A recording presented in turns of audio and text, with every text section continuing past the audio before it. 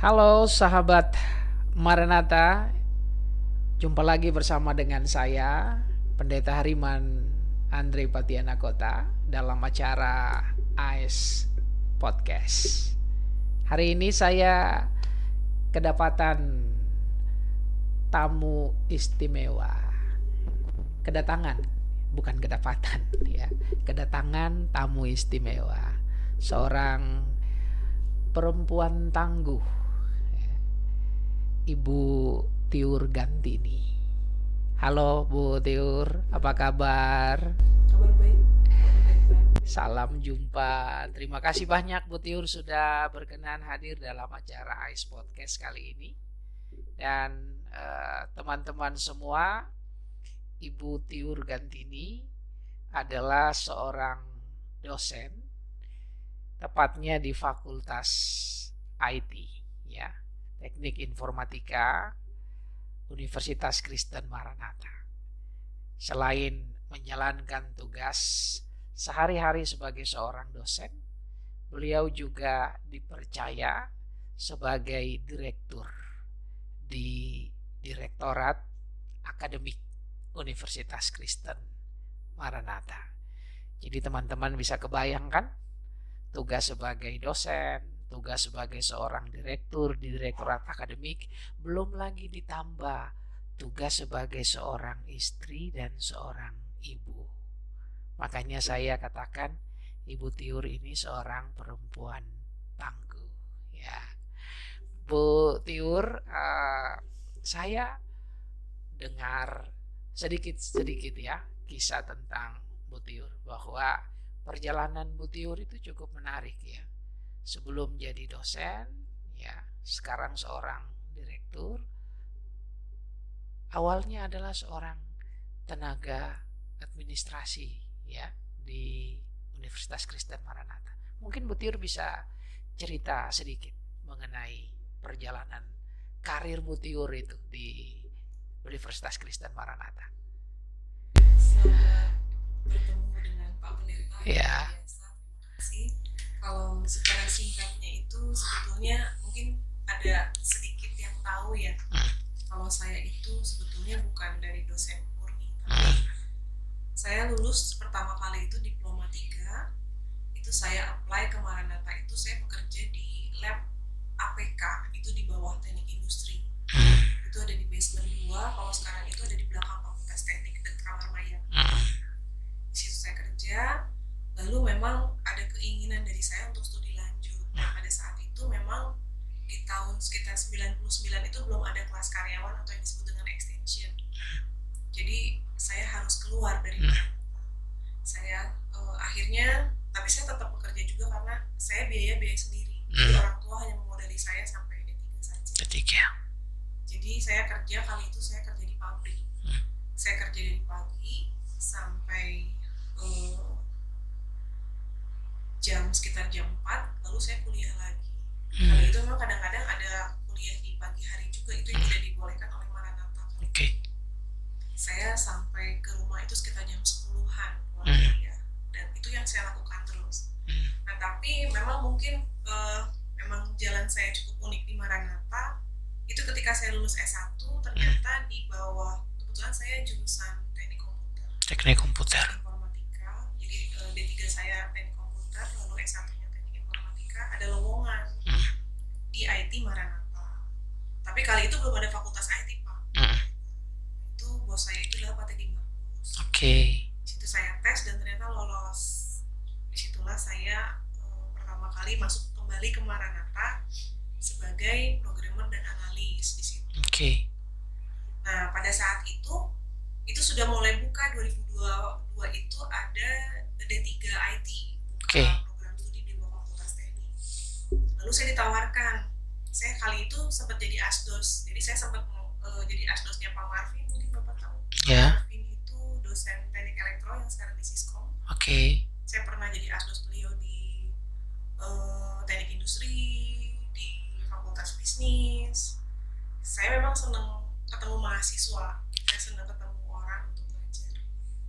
Tahun 2002 itu Pak Yudea tuh kalau nggak salah jadi dekan. Tiur, kalau ibu mau jadi dosen, ibu harus keluar dari tenaga administrasi melihat pekerjaan di sistem informasinya Maranatha tuh cukup banyak.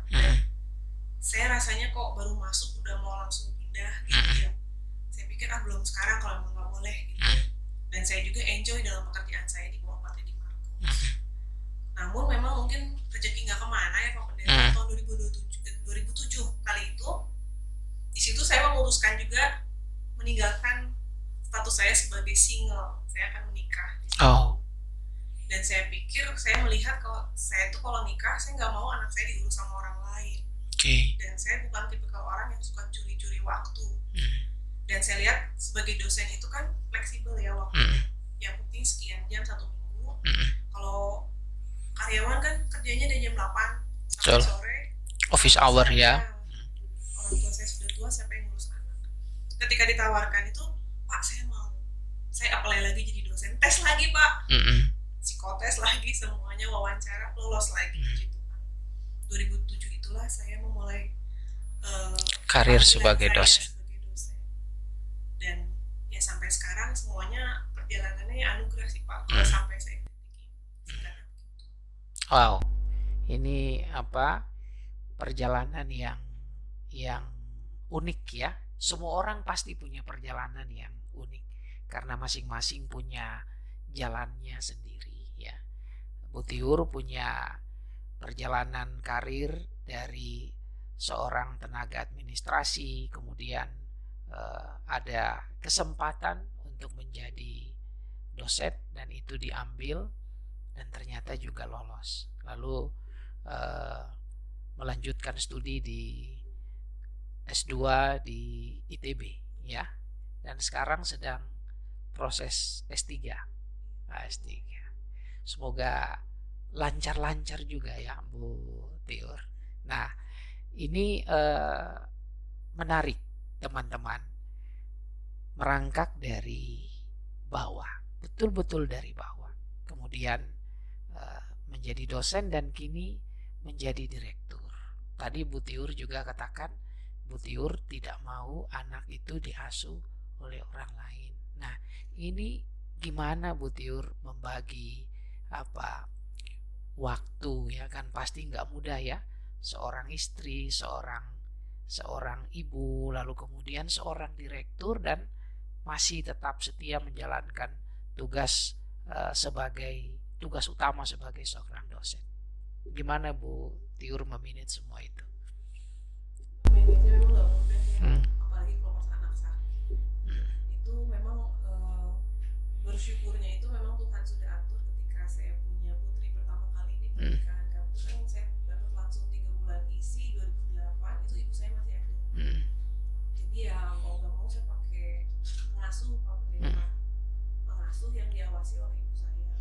Tapi saya itu karena dosen fleksibel, jadi setelah ngajar pulang ngurus anak. Kadang-kadang kalau pas pengasuh nggak ada, anak saya bawa ke kantor. Kadang-kadang mahasiswa saya ikut ngasuh Pak Pendeta. teman main, anak-anak bisa main ya. Ada teman dosen juga yang belum nikah itu ngasuh putri saya. Ya. Memang bekerja sambil mengasuh anak sih. Iya. Dan sampai sekarang sih udah SMP kelas 3. Sekarang sampai kelas 3 sudah lebih mandiri. Nah, ini menarik teman-teman, pesan penting. Saya kira jangan karena karir lalu anak ditelantarkan. Bagaimanapun anak, keluarga itu hal yang penting, hal yang tidak boleh kita kesampingkan ya untuk alasan apapun. Tidak mudah, capek pasti, tapi ya itu merupakan jalan yang harus kita tempuh ya. Apa artinya karir sukses kalau keluarga hancur? Betul ya, betul ya. Nah, kita doakan Bu Tiur tetap bisa jalankan semua itu dengan baik ke depan dan terlebih sebagai seorang direktur ya di direktorat akademik. Mungkin Bu Tiur bisa cerita sedikit tentang direktorat ini. Apa yang menjadi tugas ya penting dan yang membuat direktorat akademik di Universitas Kristen Maranatha itu jadi unik, jadi menarik, itu apa kira-kira dari pengalaman Bu Tiur sejauh ini? Di Direktorat Akademik itu bisa disebut jantungnya ya, karena Direktorat Akademik itu jalan di mana kita ke pangkalan data. Jadi segala sesuatu yang dilakukan oleh Universitas Kristen Maranatha, Direktorat Akademik lah yang bertanggungjawabkan. Dari mulai proses mahasiswa baru sampai seorang mahasiswa itu lulus. Namun kan memang proses mahasiswa baru sekarang kan sudah tidak di akademik sejak tahun 2020 ada di marketing. Jadi proses yang lumayan penting itu adalah bagaimana kami melaporkan data yang betul-betul real, apa adanya status mahasiswa setiap semester, kegiatan mahasiswa itu yang aktif, misalnya dia ngambil berapa SKS, lalu nilainya lulus atau tidak lulus itu harus kami laporkan. Jadi memang di Direktorat Akademik itu banyak administratif. Namun kalau kami salah, itu yang akan kena itu adalah seuniversitas. Kalau kami salah saja melakukan salah satu pelaporan, itu kita kena akibatnya. Dan yang paling unik itu memang saya sering mengalami itu di bagian akhir. Kalau di bagian awal kan memang kita di dalam ya Pak ya. Di dalam itu kita masih bisa kontrol dengan semua kebijakan, dengan semua peraturan. Dimana si yang jadi standarnya itu adalah peraturan dari menteri. Jadi orang kan nggak mungkin gitu ya untuk keluar dari situ. Kalau keluar dari situ ya pasti celaka. Gitu. Tapi yang paling unik pengalaman saya selama di akademik itu adalah ketika si mahasiswa ini sudah lulus. Nah itu banyak ternyata mahasiswa Maranatha itu yang mencoba mengakali. Misalnya kami tahunya itu ketika perusahaan memverifikasi ijazah. Itu ternyata ada ijazahnya bukan ijazahnya. Dia pinjam punya temennya, dia edit. Gitu. Dan kami melihat, wah ini memang udah di luar kontrol kami. Dan itu yang memang unik dari Direktur Akademik, dan kami memang harus melaporkan bahwa mahasiswa ini bukan dari mahasiswa kami. Gitu. Jadi ada yang pinjam ijazah dari Maranatha gitu ya. Nah, bagaimana kemudian Direktorat Akademik ini membangun satu sistem yang bisa mencegah ya penyelewengan seperti tadi. Lalu kalau saya sebagai orang tua misalnya menyekolahkan anak di Maranatha, kan saya pengen tahu dong ya bagaimana perjalanan studi mereka, nilainya mereka seperti apa. Kadang-kadang kan mahasiswa ini suka tertutup, ya kan? Jangankan ke teman atau ke dosen, bahkan ke orang tua pun mereka bisa tertutup, nggak kasih tahu hasil studinya kayak apa gitu ya. Bahkan mungkin sudah dikasih uang untuk bayar, dia hanya mungkin ngambil 10 SKS bilang ngambilnya 20 SKS dan seterusnya ya. Hal-hal itu ya bisa terjadi ya di kampus manapun. Nah, bagaimana di Direktorat Mahasiswa, Direktorat Akademik Universitas Kristen Maranatha menjawab tantangan-tantangan semacam itu dengan sistem yang dibangun. Untuk menjawab tantangan itu sih memang sejak tahun kita tuh membangun sistem informasi udah tahun 95 Pak. Ya, saya mengikuti proses itu kebetulan. Dari zaman sistem yang memang masih pakai hitam putih teknologinya.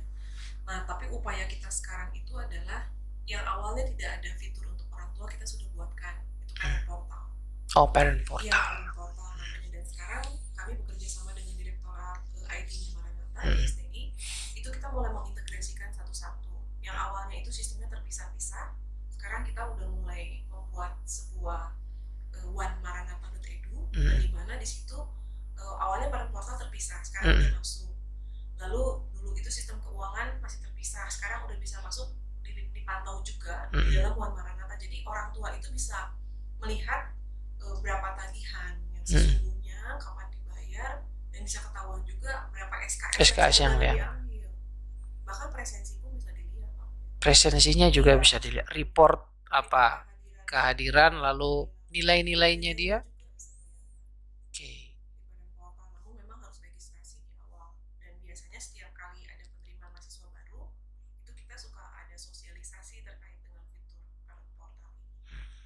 sehingga orang tua bisa tahu dan betul-betul bisa mengikuti, ya bisa mengikuti putra putri mereka. Oke. Dari pengalaman Bu Tiur, ya, kira-kira apa yang membuat orang tua siswa harus menyekolahkan anaknya di Maranatha dengan pengalaman Bu Tiur di direktorat akademik, ya. Mungkin Bu Tiur bisa sampaikan pesan supaya teman-teman para orang tua juga bisa melihat, ya, anak saya ini nggak rugi kalau harus masuk ke Maranatha. Ya. Nggak rugi banget orang tua bisa menitipkan putra putrinya di Universitas Maranatha. Kenapa? Karena pertama, Maranatha itu kita kan ada di bawah ini ya, ICE ya, itu karakter yang pertama, nilai integrity, care and excellence. Lalu yang kedua adalah dari sisi keuangan itu orang tua bisa merencanakan dengan baik. Karena hari ini pun saya baru ketemu dengan mantan dosen saya dan dia bilang saya ingin memasukkan ke Maranatha karena Maranatha itu kalau udah bayar uang kuliah itu udah jelas cuma segitu. Kalau di perguruan tinggi lain itu ada biaya A, biaya B, sampai biaya Z. Sehingga orang tua agak susah untuk memplanning pendidikan untuk putra putrinya. Jadi itu salah satu kelebihannya juga. Jadi apa yang tertera itu memang sedemikian yang cukup dibayar. Jadi sekali udah gitu. Jadi orang tua tahu saya sanggup apa enggak nih kuliahin anak di Maranatha. Selain itu juga didukung oleh sistem informasi yang sudah terintegrasi. Maranatha One itu ya. Dan juga untuk ijazah dengan transkrip kita itu mengeluarkan kualitas yang pertama, Pak. Kita bekerja sama dengan Peruri yang mengeluarkan uang. Jadi memang kalau ada yang mencoba untuk memanipulasi itu sudah nggak bisa. Iya, sulit ya. Dan misalnya pengurusan ijazah legalisir itu tidak lama kan ya? Paling lama itu 3 hari dan saat ini nggak pernah nyampe 3 hari. 3 hari. Ya, sehari biasanya sudah langsung beres. Kecuali kalau pas misalnya kecegat ada besoknya acara kegiatan universitas seharian kami harus tidak di kantor, hal seperti itulah. Tapi selama kami di jam kerja itu pasti 1 hari beres. 1 hari beres. Bila perlu beberapa jam beres, gitu ya.